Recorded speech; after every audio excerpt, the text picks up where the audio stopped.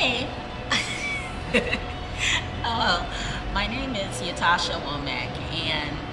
for this piece, I really want to talk a little bit about identity.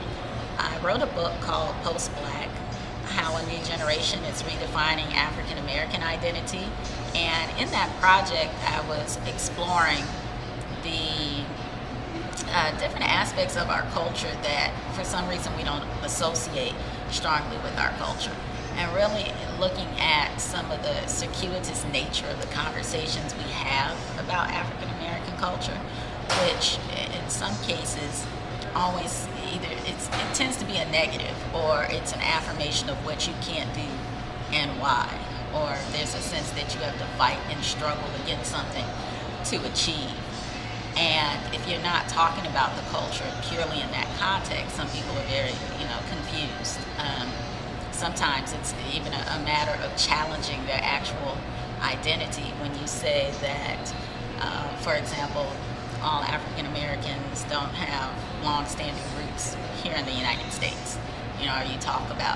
about black immigrants, or if you want to talk about college grads, or if you want to get into, multiracial identity, or if you want to go into, all the great entrepreneurs out there who are African American, people are like, what are you talking about? No, but what about? And then they give some negative stats, and even if you present counter stats, it's as if sometimes people don't want to believe it. But what I realized for myself was that at some point,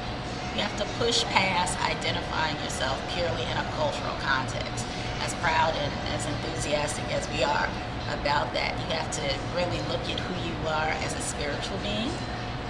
who you are in your purpose here on this planet, and look at other ties and other connections that you can find with people that aren't always traditional. So that might require that you push past even identifying solely as a woman,